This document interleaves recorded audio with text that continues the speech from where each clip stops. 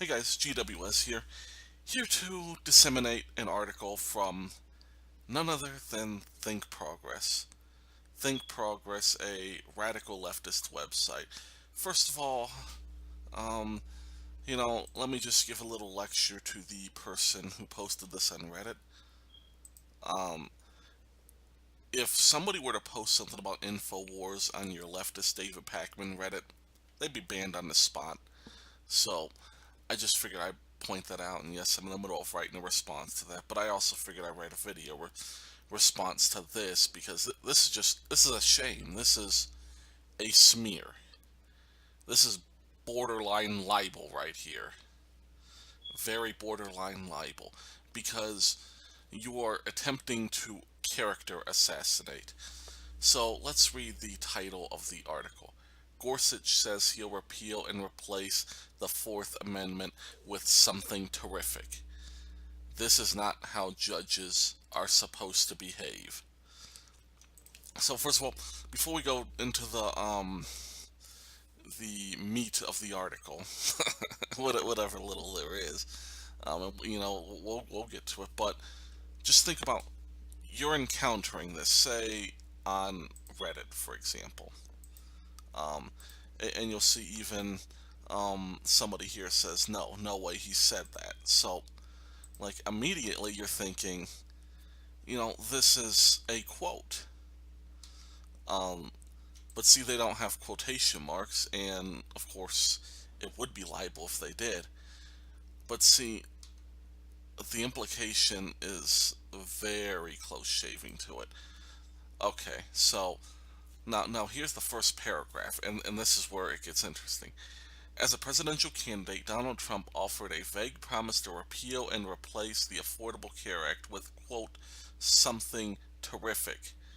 Um, Now, you're reading this first sentence and you're thinking, you know, okay, did Gorsuch say that? But see, notice this has nothing to do with the Fourth Amendment, Affordable Care Act. That's what he's talking about. Trump wasn't, like, this isn't a parallel. This is a smear because, um, we'll get into that in a second. On Friday, Neil Gorsuch, who occupies the seat in the Supreme Court that Senate Republicans held open until Trump could fill it, just basically trying to disqualify him as a judge. And that's how this whole article is going to go. And we're going to get into even Gorsuch's opinion later. Brought a similar amount of thoughtfulness and coherence to the question of when police should be allowed to conduct a search without a warrant. Um, so, first of all, of course, you've seen something terrific twice on here. And, this is not how judges are supposed to behave. So, like, it's a behavior. You know, if it would have said something like, Gorsuch, in his opinion, says he will replace the Fourth Amendment with something terrific, or something you'll love, it'd be a little bit better. But see, this is saying like he's talking in a rally or he's speaking. This isn't like you don't even see that this is a dissenting opinion. Like, see, there's nothing about a dissenting opinion on here. Um, and see, you don't even get that till the second paragraph. So basically, it's like by the time you've read like what probably 90% of people will say, like you're thinking, Gorsuch is mouthing off about the Fourth Amendment and how he's going to replace the Fourth Amendment. So first of all, let's get something out of here. We're gonna search. This is let's scroll up here. Get my stuff organized. This is Carpets vs. United States, 585, dissenting opinion by Justice Gorsuch. This is the direct opinion. See, this is what ThinkProgress is hoping that you won't read. All of this unnuanced opinion. see, my mouse even scrolls fast. So, as you can see, a lot of coherence here, just from the length of it. And granted, not all of this is going to be relevant. And, I'm not going to say I read the whole thing because they're only contesting with the end of it. And he's basically going through here explaining, the Fourth Amendment and why we have to keep. Well, we'll get into that in a second, but let's search. Okay, so we just searched for something terrific. 0 out of 0 results.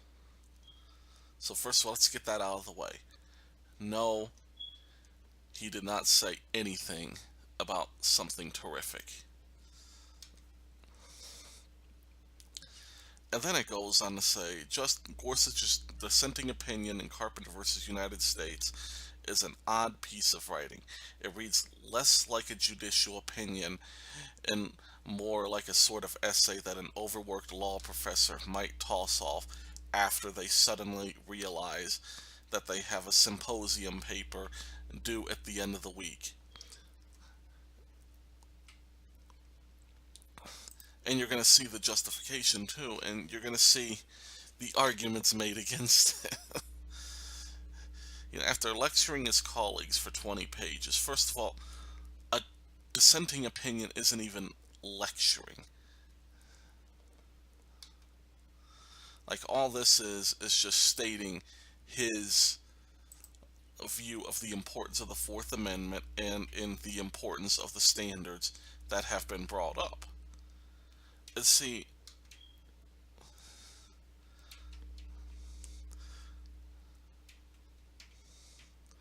Okay, now let's just now see, this is where they don't start to not understand. Until its final page, Gorsuch's dissent reads as if it agrees with the majority's conclusion.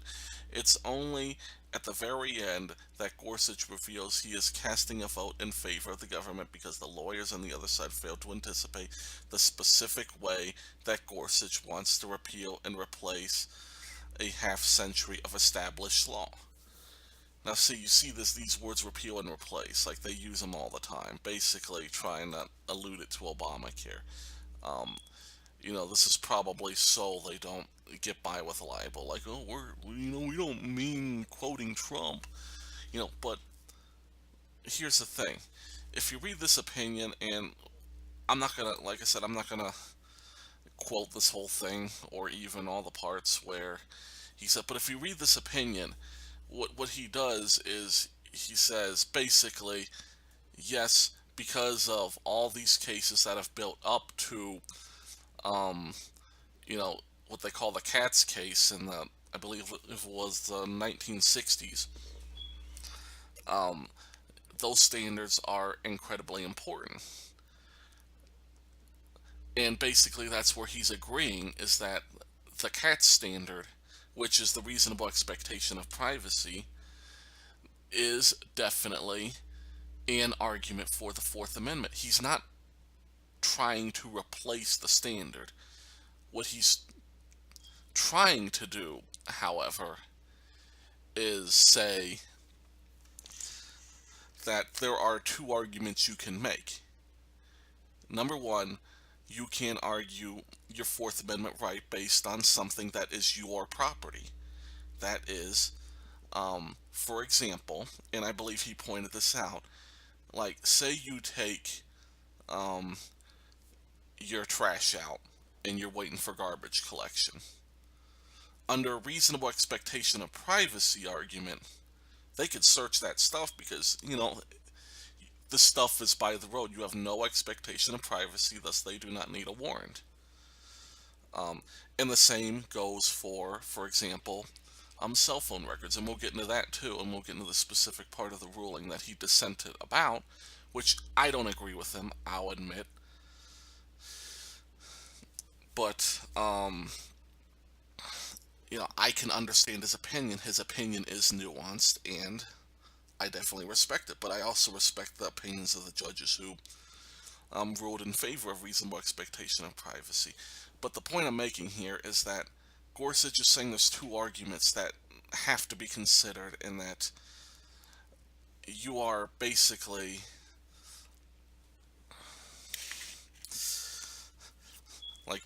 you can argue your reasonable expectation of privacy, which was the argument made in this case and why he dissented specifically.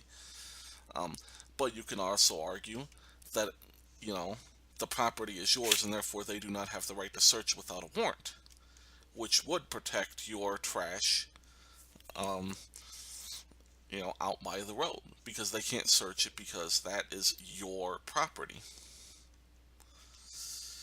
And that's basically what Gorsuch is. He's not arguing to repeal and replace anything. He's not arguing, and you're going to see this misunderstanding throughout the entire thing. And see, they keep using this word odd. To understand Gorsuch's odd Carpenter dissent, it's helpful to understand a brief history of how the Supreme Court's understanding of the Fourth Amendment developed in light of new technology. The Fourth Amendment protects the right of the people to secure in their persons, houses, papers, effects against unreasonable searches and seizures. Now, there's a couple things in this that they don't seem to understand. Secure in their persons, which is reasonable expectation of privacy, but also houses, papers, and effects against unreasonable searches and seizures, which this deals with privacy, your reasonable expectation of privacy, but it also deals with your property. Okay, so if it is your property, they don't have the right to search it. Oops.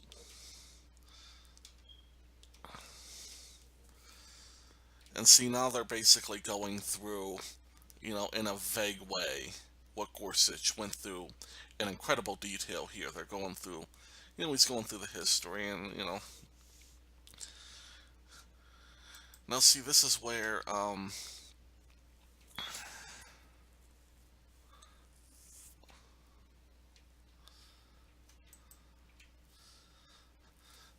see, this is again where they fail to understand that Gorsuch is not asking to repeal the current standard. What he's saying is that this does not fall into that standard, but that instead the lawyer should have used a different and equally valid standard of a traditional approach. That this is your property. And see, here's the thing, is you saw earlier in the article that I quoted that, like, he made an argument that lawyers would not make, that they did not make. But see, that's the purpose of a dissent, is to attempt to clarify why he dissented, and perhaps open up debate in future cases about the traditional approach. So that maybe if a lawyer were to read Justice Gorsuch's dissent, they would try to make that argument if, say, they felt like something would fail the reasonable searches and seizures argument, or I mean the reasonable expectation of privacy argument, and it would fall under the "it's my property, you don't have the right to search it" argument.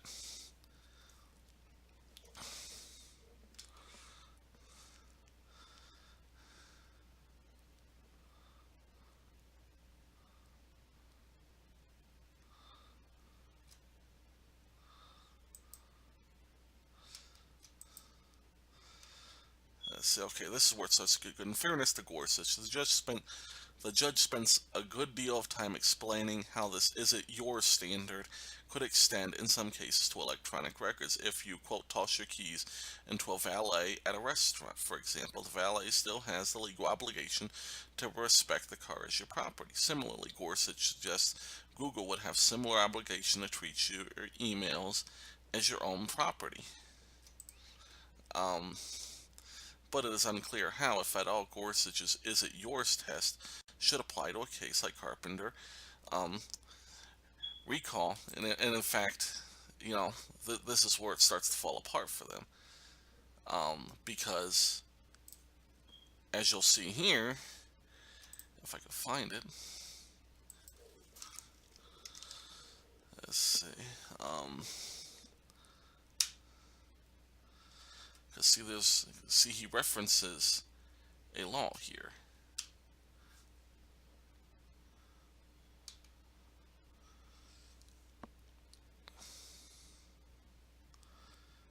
if I could find it. You have to give me a second. Okay, I think it's a little bit down here. Um,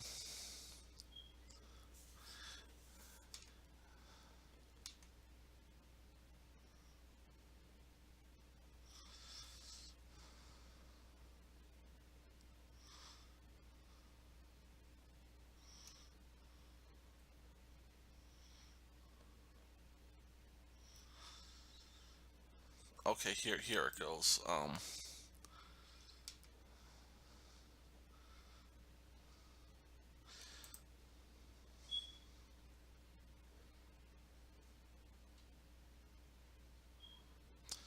Okay, here we go right here. This is exactly where Gorsuch explains what the Carpenter case has to do, in his eyes, um, with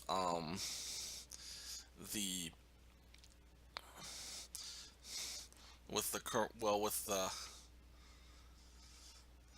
the current property standard and reasonable search and seizures. Our case offers a cautionary sample.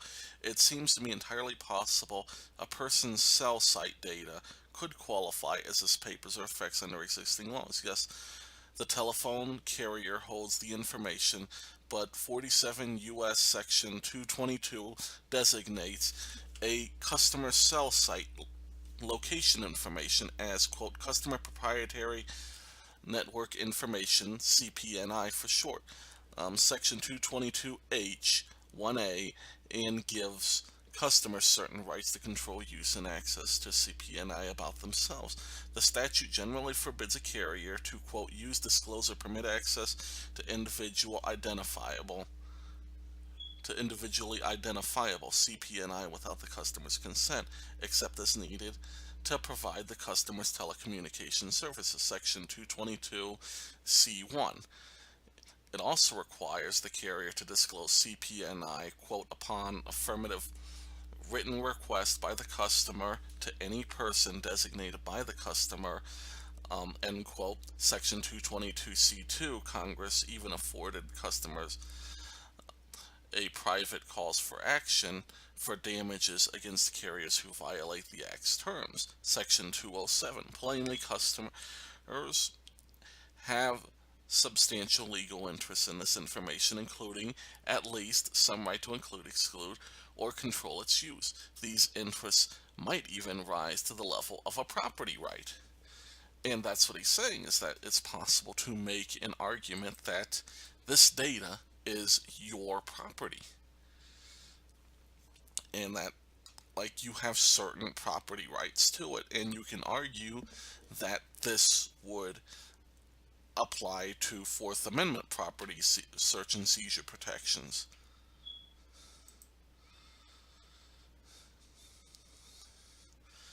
And then here's where he explains, of course, that the argument was never made as a property right. It was made as, a reasonable expectation of privacy.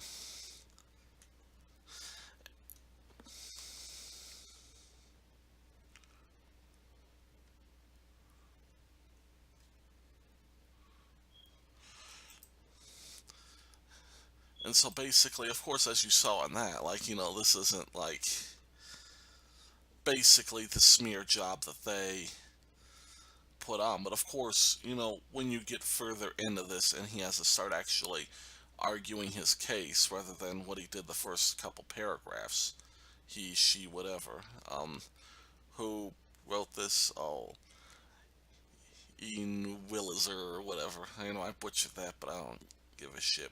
So, here's the thing, is like, this is why you don't cite ThinkProgress. ThinkProgress is a tabloid. Simple as that. It's a tabloid, um, when pressed, yeah, they'll give you the information posted in the article, but see, that's not what's meant to get your eyes. What's meant to get your eyes, and what's meant to direct your opinion and your outrage, is these first few parts, which they know people are going to read. And the rest of it is just filler to They know people aren't going to have the retention to read it, but protection against libel, protection against various remarks where they can say, yeah, I pointed this out in the article. It was in paragraph 39, but I pointed it out. Yeah, I said Justice Gorsuch provided a nuanced argument after I said he was basically Trump levels of simplistic. But see, yeah, this is why you don't trust tabloids like ThinkProgress. And that's what this is. This is akin to National Enquirer because this is bad. This is bad, and do not trust stuff like Infowars, ThinkProgress, The Blaze, The Daily Beast, any of that. You know, get your information from official sources and not from these fake news leftist media outlets. Thanks for listening and God bless.